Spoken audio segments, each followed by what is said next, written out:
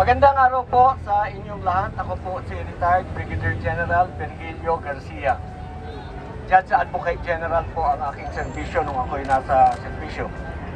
Kami po ay pawang miyembro ng United People's Initiative at kami po ay nagpunta dito sa Supreme Court upang makiusap, upang makisamo na yung mga nakabinbin na mga kaso ay kung maaari ay resolbahin nila sa lalong madaling panahon. Ang aming pong sulat, babasahin ko verbatim para malaman ninyo. Na-receive na po ito. Naipa-receive na po namin kanina, mga alas 11 ng tanghali ng umaga, at babasahin ko po sa inyo. The honor dated February 23, 2026 to the Honorable Chief Justice and Associate Justices of the Supreme Court of the Philippines. Subject: respectful appeal for resolution of pending national cases. Honorable Justices of the Supreme Court, we respectfully write as concerned Filipino citizens who sincerely care about the welfare of our republic and the stability of our democratic institutions. At present, there are several pending cases before the Supreme Court that carry deep and far-reaching implications for our country.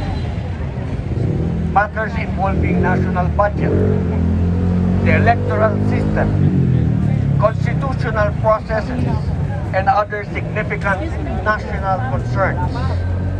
Among these cases are: number 1, Rodrigo Roa Duterte, Ronald De La Rosa versus Honorable Lucas Bersamin.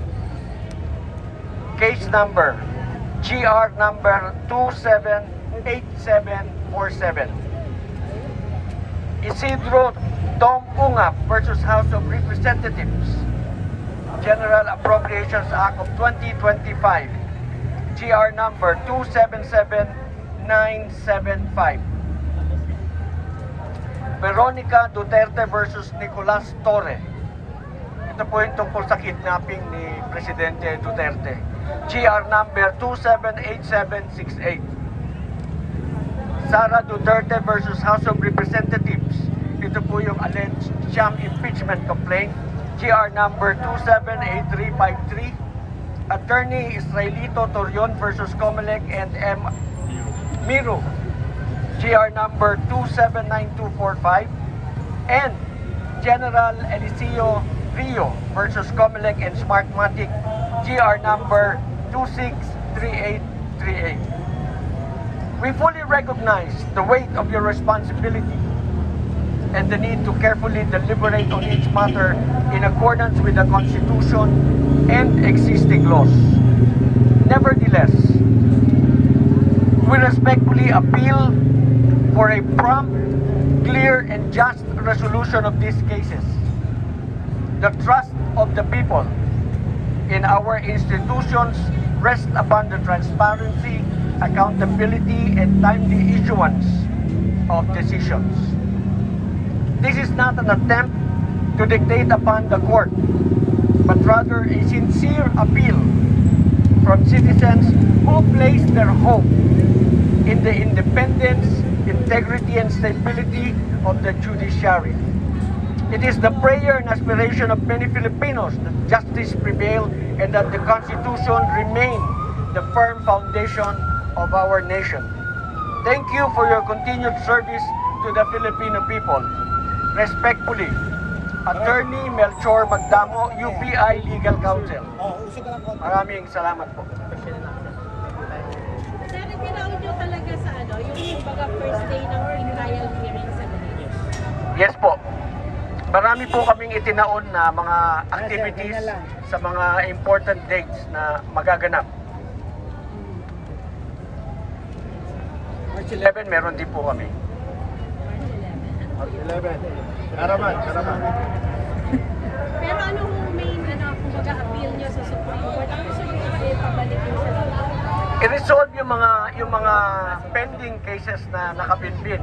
And we are sure kasi when they resolve these cases, maaaring maipabalik natin si dating Presidente Rodrigo Duterte dahil maliwanag naman po talagang merong kidnapping, maliwanag naman po talagang hindi dumaan sa ating legal system yung kanilang pagkidnap, pagbaba ng eroplano, nilipat nila ng eroplano, nilipat na nila sa labas.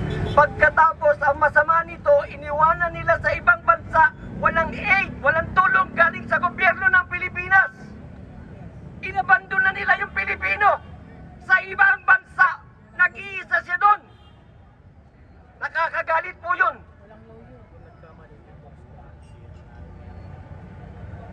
Bayan, magising tayo! Laban si Daddy T! Meron pa po kayong tanong.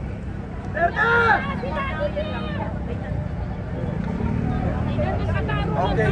Maraming salamat po sa inyong lahat, sa inyong pagsubaybay sa amin. Maraming salamat po. We expect for a fair exposure din po sa ating mga kababayan. Ano po? Gusto lang po namin ng patas-patas na paglalahad ng katotohanan sa ating mga kababayan. Maraming salamat po. Lilipat na po ata yung mga idagdag pa. Additional lang si Captain. Kaya tayo nandito. Ako nga po pala si Captain Ray Valeros, Secretary General ng United People's Initiative. Kaya po bakit dito sa Supreme Court? Wala na po tayong maasahan sa ating executive branch. Ganon rin po sa legislative branch, wala na tayong maasahan. Alam naman ng lahat yan.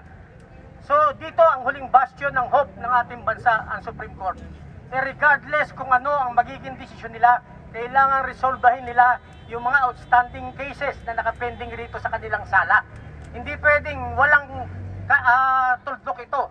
Yun ang hinihintay ng taong bayan. Napaka-importante yung binanggit ni General Atty. Garcia na isang Pilipino, hindi lang mga politiko, kahit ordinaryong tao, pwede bang isurrender natin ito basta-basta sa ibang bansa na may sarili tayong batas? Pag sinurrender mo ang isang Pilipino sa ibang bansa, umamin ka na may failure of justice sa bansa natin. So yun po yun. At pangalawa, General Appropriation Act. Kung inaksyonan ng Supreme Court last year, bago magtapos ang session ng lower and upper house, sana hindi na naulit yung anomalya sa General Appropriation Act sa 2026.